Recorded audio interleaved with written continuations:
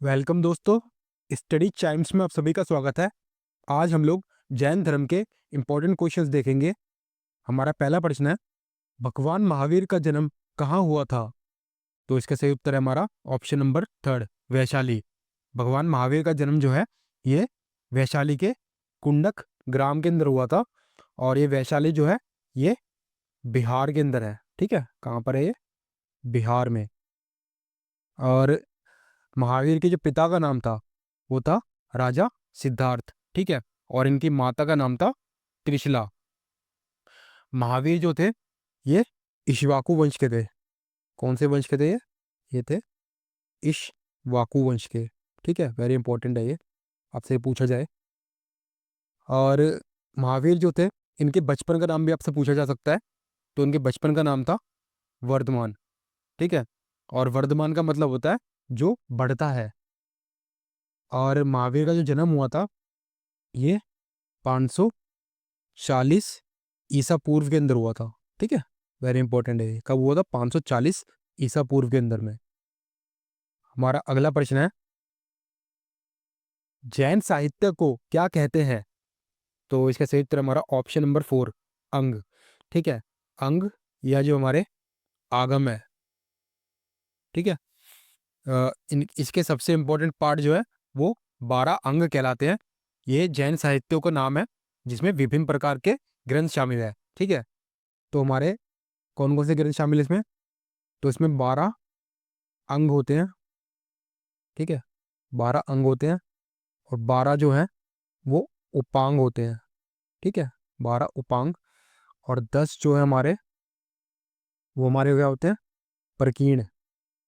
Very important है ये। ठीक है, और 6 जो होते हैं वो हमारे छेद सूत्र होते हैं। कितने होते हैं? 6। ठीक है, और 4 जो हमारे होते हैं वो मूल सूत्र होते हैं। क्या होते हैं? मूल सूत्र। कितने होते हैं ये? 4। ठीक है, तो जो हमारा आगम होता है ये जैन साहित्यों का नाम है। ठीक है, इसमें विभिन्न प्रकार के ग्रंथ शामिल होते हैं। तो कौन कौन से होते हैं? तो 12 अंग होते हैं, 12 उपांग होते हैं, 10 जो है प्रकीर्ण होते हैं, 6 छेद सूत्र होते हैं और 4 जो है मूल सूत्र होते हैं। ठीक है, और ये जो हमारे 12 अंग हैं इन्हें जैन धर्म के सबसे पुराने और प्रमाणिक ग्रंथ माना जाता है। वेरी इंपॉर्टेंट है ये जो 12 अंग है हमारे। ठीक है, इसमें महावीर के उपदेशों का संकलन है। अगर आपसे पूछा जाए कि महावीर के उपदेशों का संकलन किस में है, तो 12 अंक के अंदर में है। और ये किस भाषा के अंदर आपसे पूछा जाए किस भाषा के अंदर में ये लिखे गए हैं, तो ये प्राकृत भाषा के अंदर में लिखे गए हैं। वेरी वेरी इंपॉर्टेंट क्वेश्चन है ये। हमारा अगला प्रश्न है, जैनियों के पहले तीर्थंकर कौन थे? तो इसका सही उत्तर है हमारा ऑप्शन नंबर फोर, ऋषभदेव। ठीक है, ऋषभदेव जो है इनका दूसरा नाम जो है आदिनाथ भी है। क्या नाम है इनका दूसरा?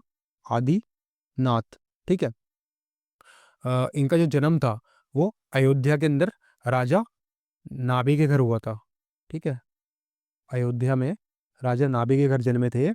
और इनकी जो माता थी उनका नाम था मरु देवी। वेरी इंपॉर्टेंट है। ठीक है, क्या नाम था इनकी माता का? मरु देवी। Very important. और ये जैनियों के पहले तीर्थंकर थे।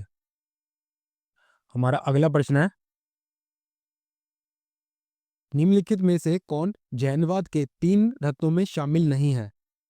तो इसका सही उत्तर हमारा ऑप्शन नंबर फोर, सम्यक मुक्ति। ये जो है जैन धर्म के 3 रत्नों में शामिल नहीं है। ठीक है, तो हमारे जो 3 रत्न होते हैं, ठीक है, मैं उनके बारे में आपको बता देता हूँ।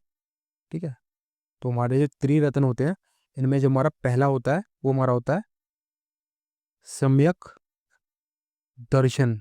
ठीक है, क्या होता है? सम्यक दर्शन। तो इसके अंदर मतलब क्या होता है? सही विश्वास। ठीक है, जो ज्ञान या सत्य में विश्वास रख के उसे हम लोग सम्यक दर्शन कहते हैं, यानी कि सही विश्वास। दूसरा हमारा होता है सम्यक ज्ञान। ठीक है, तो सम्यक ज्ञान मतलब सत्य ज्ञान। ठीक है, सत्य और असत्य का सही ज्ञान जिसे है। ठीक है, तो ये जो है सम्यक ज्ञान या सत्य ज्ञान होता है हमारा। और तीसरा हमारा होता है सम्यक कर्म। ठीक है, यानी कि सत्य कर्म। इसका मतलब होता है सही सिद्धांतों का पालन करना, यानी कि अहिंसा का पालन करना। तो हमारा सम्यक ज्ञान जो है ये भी जो है शामिल है 3 रत्नों में। सम्यक आचरण ये भी शामिल है, और हमारा सम्यक श्रद्धा ये भी शामिल है। लेकिन सम्यक मुक्ति जो है हमारा, ये 3 रत्नों में शामिल नहीं है। तो फोर्थ ऑप्शन जो नहीं वाला है हमारा, वो फोर्थ होगा सही उत्तर। हमारा अगला प्रश्न है, महावीर की माता कौन थी? तो इसका सही उत्तर हमारा ऑप्शन नंबर 4, त्रिशला। ठीक है, अ, त्रिशला जो है ये महावीर की माता थी। और इनका जो अन्य नाम था, एक नाम और था इनका, ये था प्रिया कारणी। वेरी इंपॉर्टेंट है, मैं लिख देता हूँ। ठीक है, प्रिया कारणी इनका दूसरा नाम था। ये भी आपको नाम याद रखना है। ये जो है लिच्छवी का जो शासक था, चेटक। ठीक है, तो लिच्छवी का जो शासक था चेटक, ये चेटक की बहन थी। वेरी इंपॉर्टेंट क्वेश्चन है ये। हमारा अगला प्रश्न है, महावीर का प्रथम शिष्य कौन था? तो इसका सही उत्तर है हमारा ऑप्शन नंबर 4, जमाली। ठीक है, जमाली जो है महावीर के प्रथम शिष्य थे, और ये जो है महावीर के दामाद भी थे।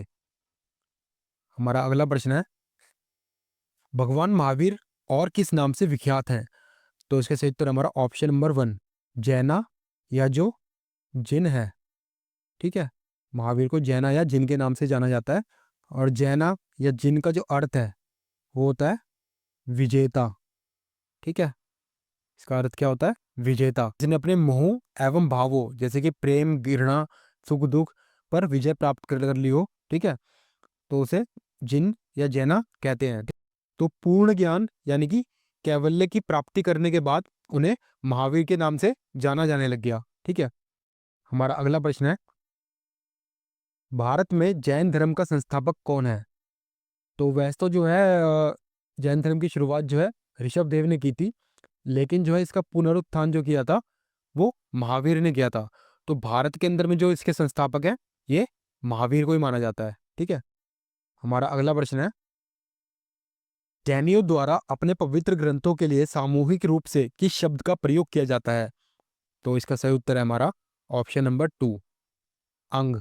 ठीक है, अंग या फिर आगम का प्रयोग किया जाता है अपने पवित्र ग्रंथों के लिए।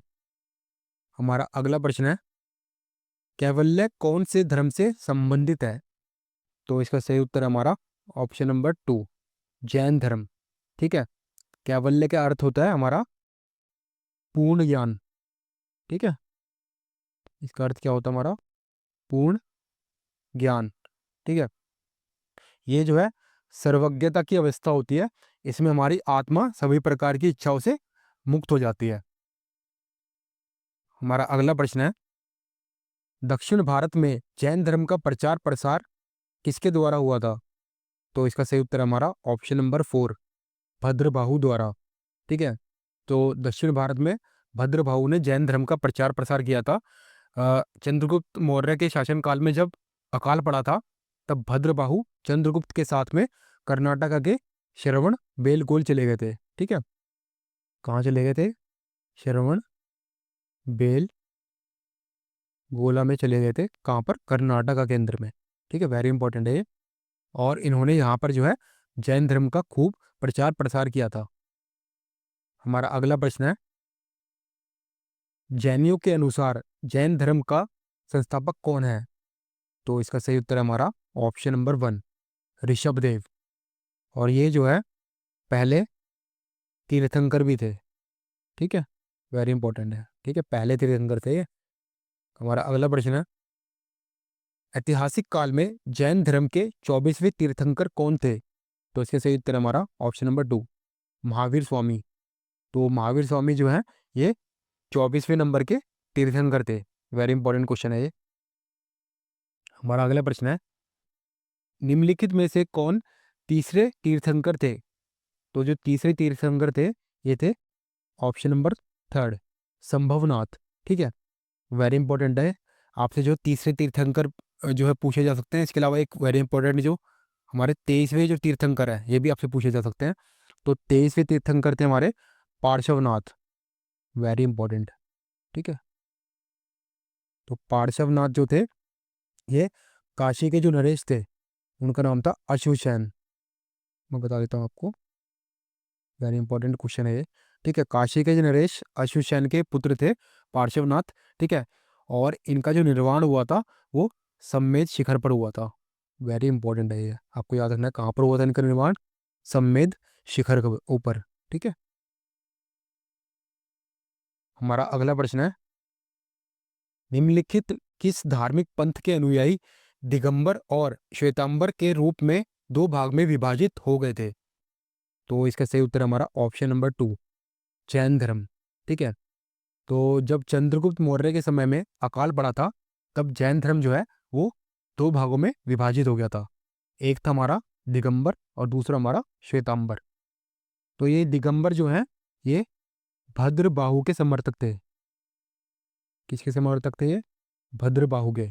ठीक है, और श्वेतांबर जो थे ये किसके समर्थक थे? ये स्थूल भद्र के समर्थक थे। किसके समर्थक थे? स्थूल भद्र के।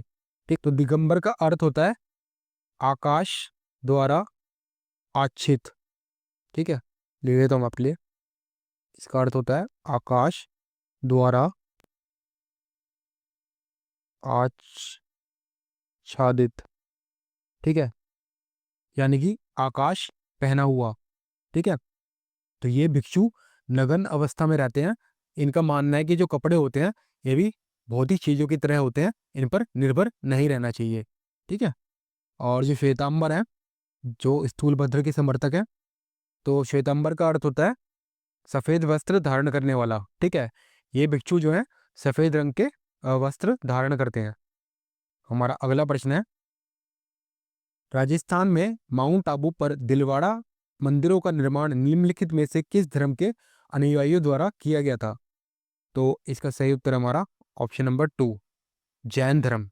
ठीक है, तो दिलवाड़ा जो टेम्पल है माउंट आबू के अंदर में, ये सुंदर संगमरमर की नक्काशी के लिए वर्ल्ड फेमस है।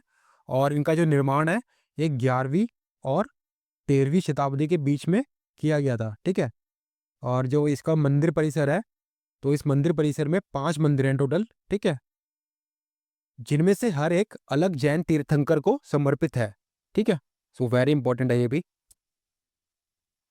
So that's it. आज हमने जो है जैन धर्म के कुछ इंपॉर्टेंट क्वेश्चंस देखे। आई होप कि आपको पसंद आए होंगे। धन्यवाद।